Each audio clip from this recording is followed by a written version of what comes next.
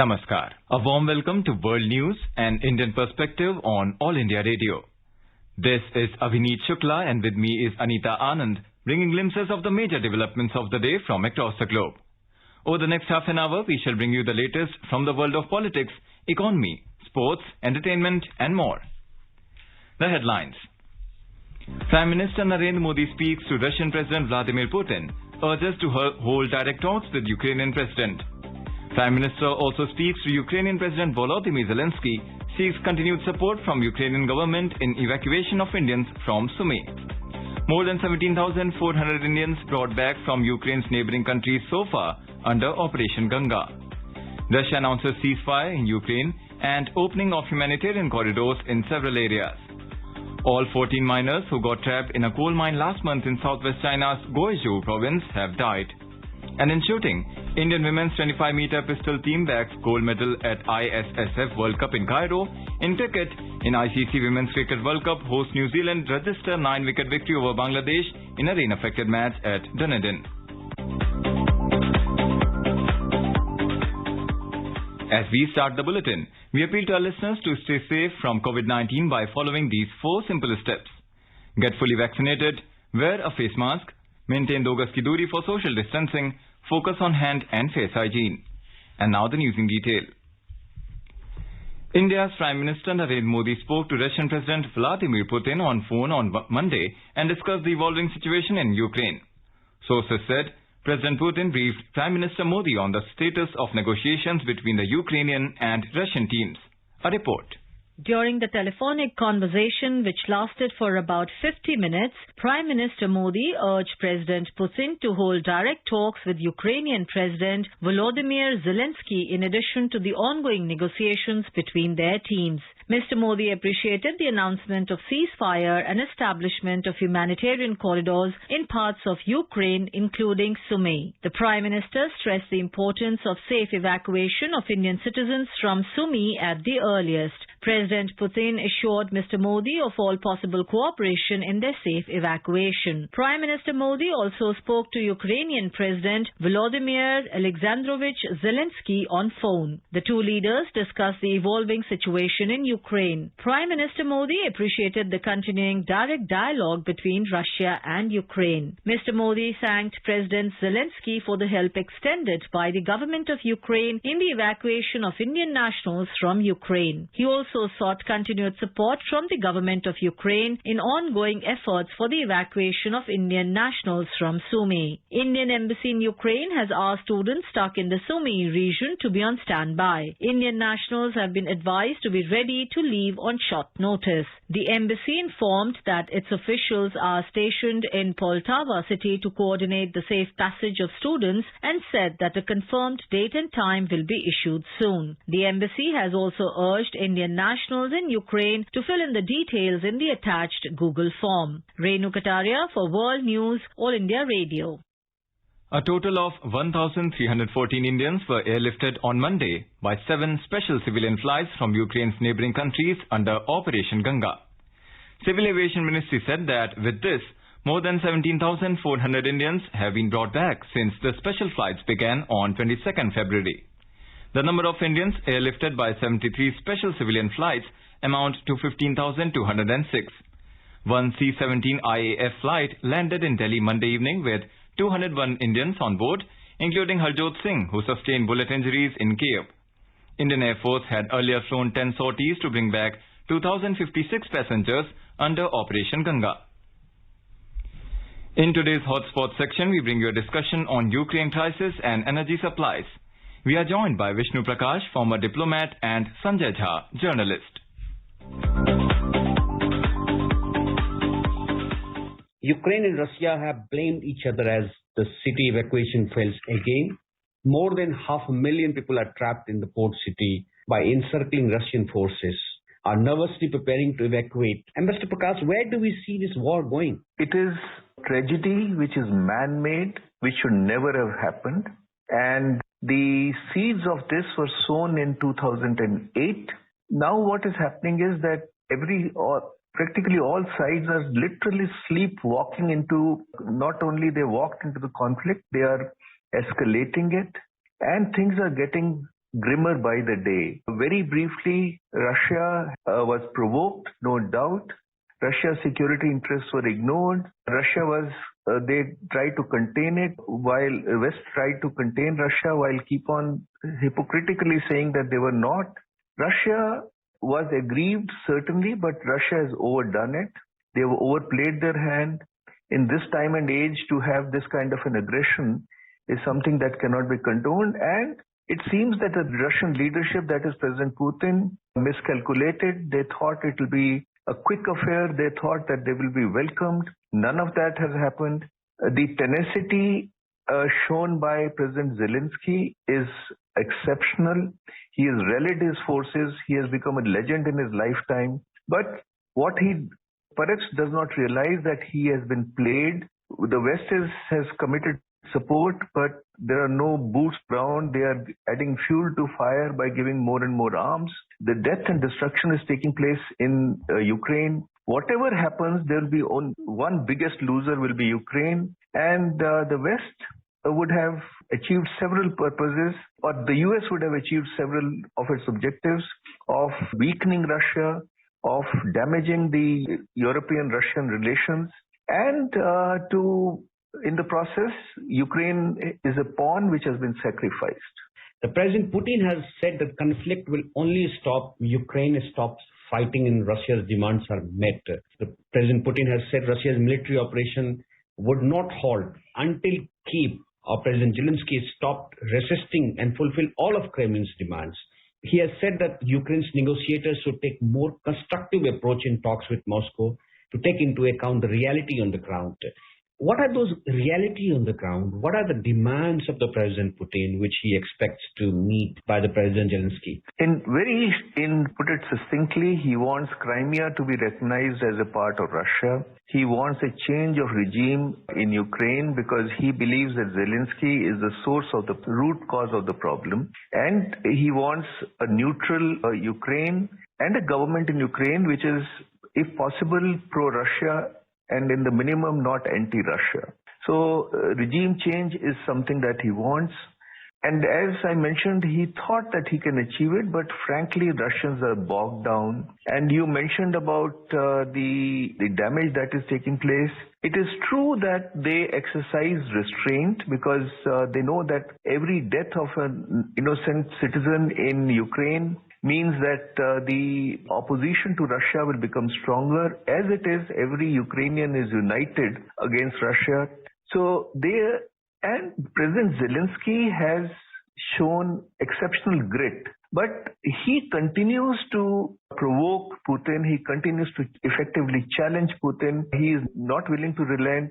He has this hope, which I don't know how well it is founded, because while he's a very brave leader, he's also politically not that experienced, and he continues to seek should be sanctions against Russia, that there should be further tightening of screws on Russia. He has been saying that there should be a no-flight zone. He has been seeking arms.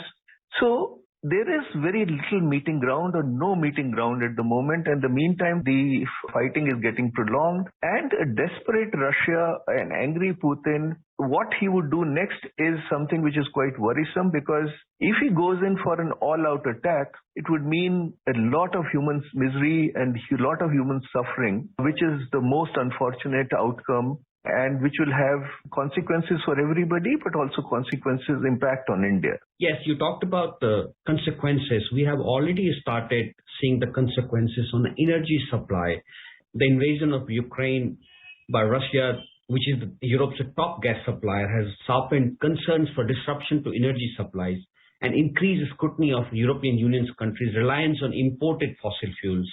Germany has already halted the Nord Stream 2 Baltic Sea gas pipeline project, which was expected to double the flow of the Russian gas to the European nation. Now, Russia is still remaining a major energy supplier. And as sanctions kicked in, there's a fear that the Kremlin might disrupt the supply of natural gas. However, even during the peak of the Cold War, the Soviet Union did not resort to such extreme tactics. Do you think President Putin could cut off the gas supply to Europe to teach them a lesson for supporting Ukraine? At the moment, President Putin is at the receiving end. Never in the history of mankind have such biting sanctions been imposed. I don't think that it is in Mr. Putin's interest to cut out the gas supplies. But the question is whether the US sanctions will allow Europe to import hydrocarbons, oil and gas from Russia, because the whole effort is to maim the Russian economy, to disrupt the relationship between Europe and Russia. So that is the big challenge. And even if that there is flow of gas, how would payments be made? So if one of the objectives of the US was to increase European dependence on the US, then that objective will be served well. Europe knows about it, and especially France and Germany are not on the same page even now with the US and in Europe with Italy and England. But nobody is making it easy. Everybody is obdurate. Everybody is engaging in brinkmanship. Everybody is trying to stare down the other, with the result that things are escalating. And in case there are two red lines. One is that if a no-fly zone is imposed over Ukraine, or there are the NATO boots on ground, then I think all bets are off. And I hope that cooler heads prevail. And even now people step back. But at the moment it seems that brinkmanship is continuing, and the possibility of meaningful talks are still distant in the horizon. Ambassador Prakash, we talked about the impact of energy supplies to Europe, but coming closer to our own home, we have seen, there is a discussion about what it means for India. Indian government has already said that we are closely monitoring the global energy market as well as potential energy supply disruptions. But experts are saying that this Russia-Ukraine war will have a ripple effects on India's fuel prices. We have seen the price continue to remain elevated amid continuing conflict. The immediate impact from Russia-Ukraine war could be inflation, as we import almost 80% of our oil needs. Though there is an interesting thing that out of the 80%, only 2% comes from Russia. So it is making us less vulnerable to supply disruptions. But as a country and as a part of the global economy, we are also susceptible to the global price rise. How do you see the impact in our own domestic front? We will be impacted in numerous ways. Energy certainly, but as you very rightly said, it may not be so much of a supply problem, but even there could be a supply issue, because if Russian hydrocarbon supplies to Europe gets disrupted, then the Middle Eastern hydrocarbon supplies, some of them would have to be diverted to Europe to meet the gap, because US alone cannot substitute for Russia. So there will be supply side constraints. There could be supply side constraints also. And given the strained relationship between Saudi Arabia and USA, OPEC may not play ball in increasing the supply. So there could be a supply side constraint. There would be certainly a price factor. And we are still struggling with the consequences of the COVID pandemic. So this is not good news for the prospects of Indian economic growth. But for us, frankly, it is a nightmarish scenario. We have China breathing down our neck. We have a very important relationship with Russia, not just in the hydrocarbon sector, where we have invested something like $15 billion, but in the area of defense cooperation, nuclear energy cooperation, outer space, all that could be impacted. And there is the pressure from the US. They have publicly been a little restrained, but privately I think they would be conveying their expectation. So it's a cliche, but India is literally between the rock and the hard place. And the prospects of increased dependence on the West and the US is not very heartening, because US, like any big power, tends to be prescriptive. What do you think in terms of economic impact India will have to face on energy front and overall economic scenario? Fortunately, you have a leadership in the country which is very conscious of the needs of the society, especially the weaker segment of the society. And a lot of effort has been, I think a valiant effort is being made to protect the vulnerable. But it will certainly have an impact on the economic growth, because the GDP growth could be impacted. The fiscal deficit and current account deficit will increase. So there are going to be be pressures. But the good news is that we are in a much better position today than, say, we were 20 years ago to take up such challenges, to weather such storms. But as I said, overall, this is a time when we need rapid economic growth. We need to narrow the gap of comprehensive national power, the gap between the economic strength between China and India. And we need to continue building infrastructure. We need to continue shoring up our defenses. So for us, it is going to be a trying period. But frankly, this is not a situation of our making. We are being dealt a hand of cards, and we will play the best we can. I'm sure we will play it very well, but these are challenging times for India. These are indeed challenging times for India, as India is dependent on both Russia and Ukraine for the supply of critical defense equipments and many other things. So Ukraine remains some of the top suppliers for our requirements. So let's hope that the de-escalation happens soon and the peace prevails. Thank you very much for your time, Ambassador Prakash. Thank you very much, Mr. Jha. Pleasure talking to you.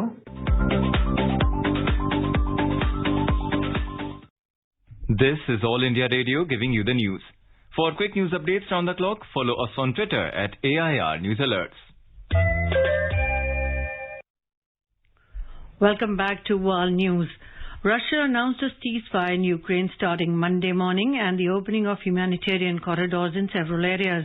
A Russian task force said a ceasefire would start Monday morning, the 12th day of the war, for civilians from the capital Kyiv, the southern port city of Mariupol, Kharkiv, Ukraine's second largest city, and Sumy. It was not immediately clear if fighting would stop beyond the areas mentioned in the task force's statement or when the ceasefire would end. The announcement follows two failed attempts to evacuate civilians from Mariupol, from which the International Committee of the Red Cross estimated 200,000 people were trying to flee. The Russian task force said Monday's ceasefire and the opening of the corridors was announced at the request of French President Emmanuel Macron, who spoke to Russian President Vladimir Putin on Sunday. A senior Ukrainian official has rejected a Russian proposal to evacuate civilians from besieged Ukraine to Russia and Belarus. Ukrainian Deputy Prime Minister Irina Vereshchuk said at a briefing that this is an unacceptable option for opening humanitarian corridors. According to the Russian proposal, the only options for civilians fleeing Kyiv and its suburbs would need to go to Gomel in neighboring Belarus. Belarus is a key ally of Russian President Vladimir Putin and served as a launching ground for the military operation.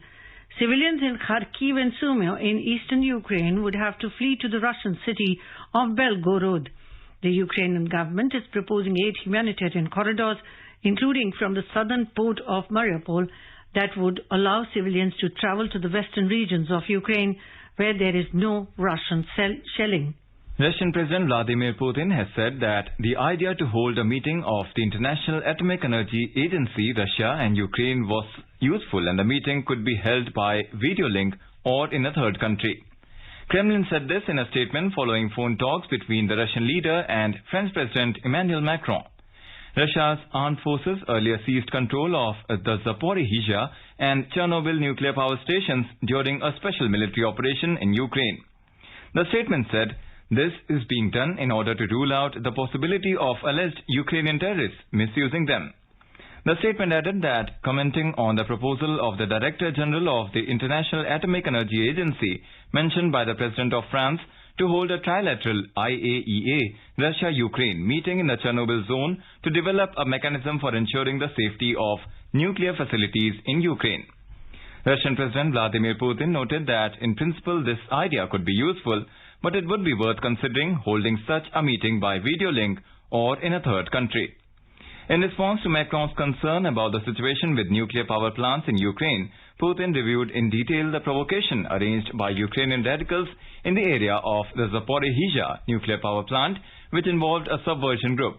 The statement added, Russian troops, in cooperation with the Ukrainian security unit and staff, continue to ensure the operation of the nuclear power plant in a routine mode and the radioactivity levels remain normal.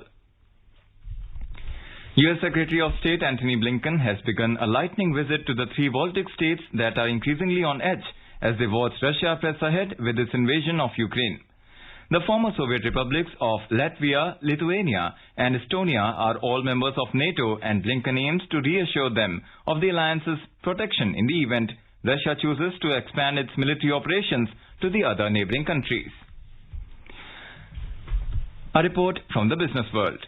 The Sensex lost 1,491 points or 2.74% to settle at 52,843. The Nifty also declined 382 points or 2.35% to trade at 15,863. Amongst the global markets, global stocks plunged amid jump in crude oil prices and appreciation in the US dollar. Hong Kong's Hang Seng plunged 3.9%, Japan's Nikkei tumbled 2.9% and South Korea's Kospi fell 2.3%.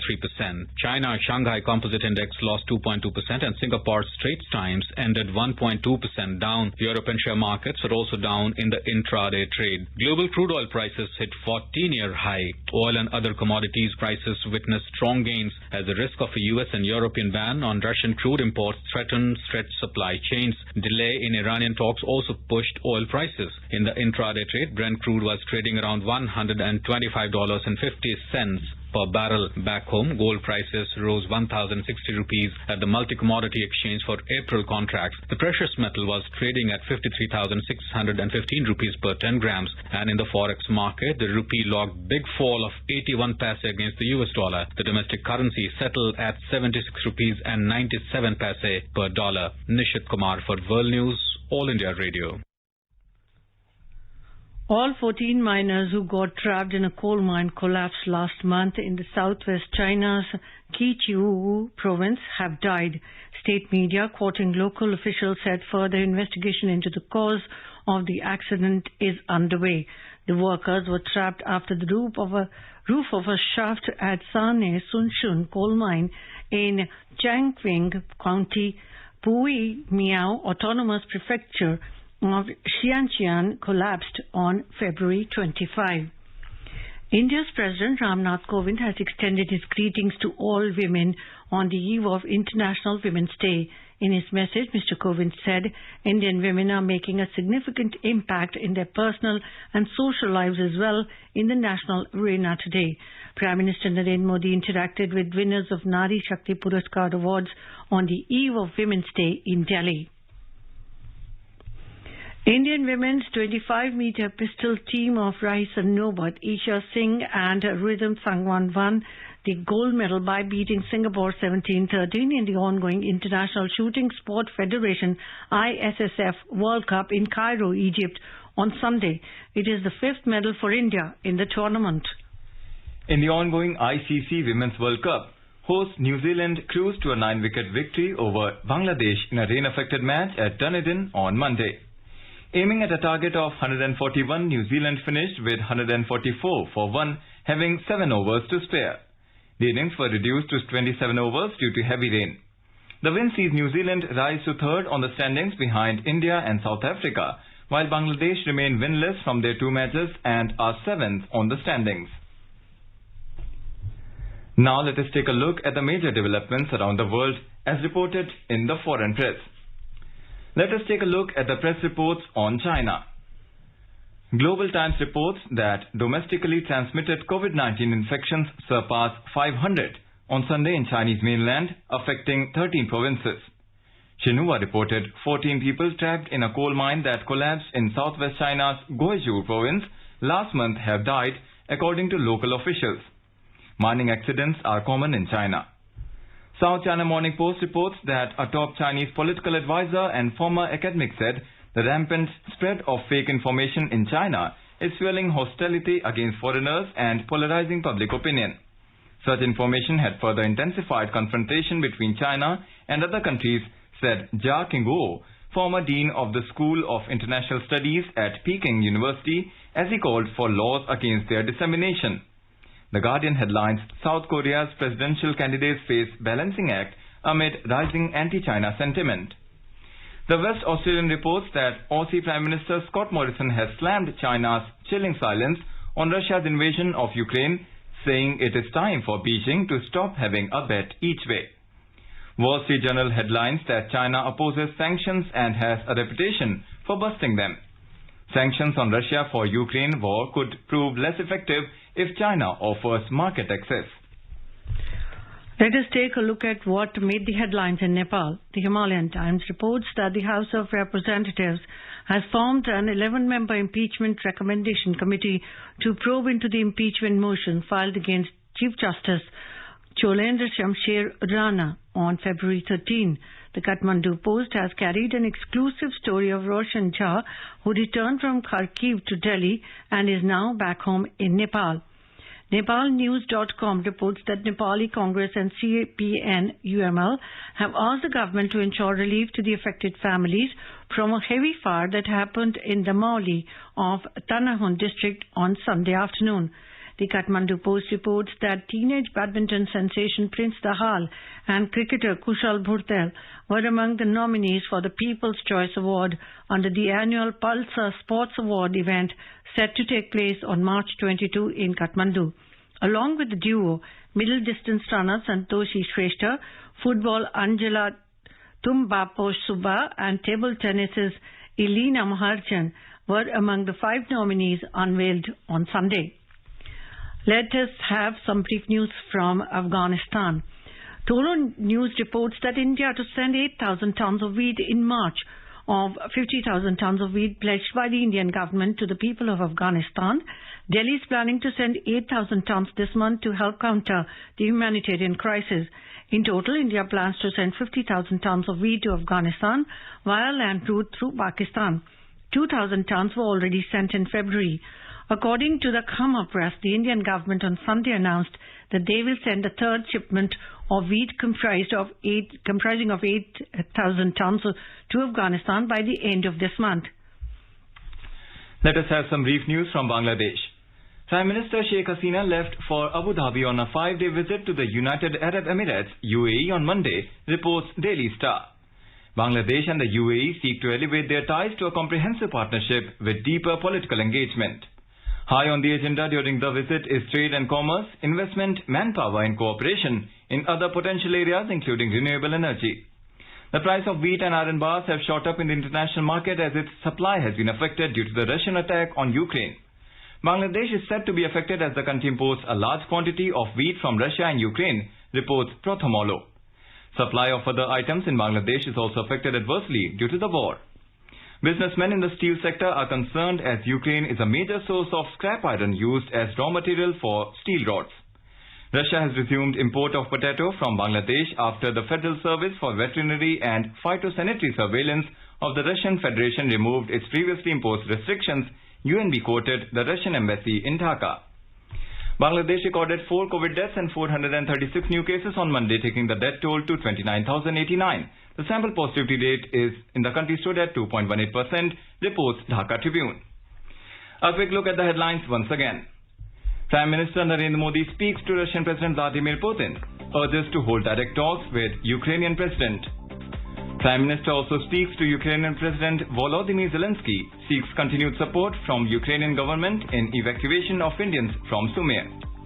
More than 17,400 Indians brought back from Ukraine's neighboring countries so far under Operation Ganga.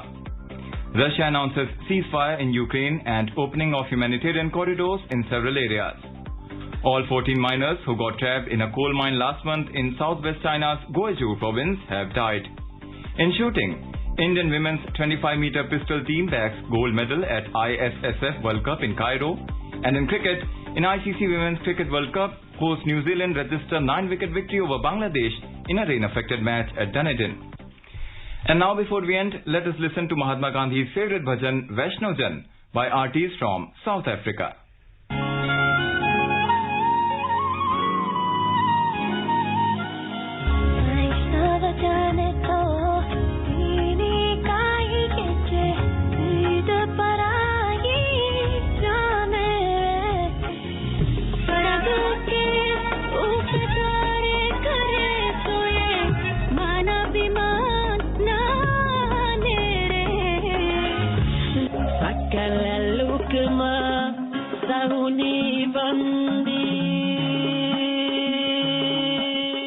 And with that, we end this bulletin. We'll be back at the same time tomorrow with the next edition of World News.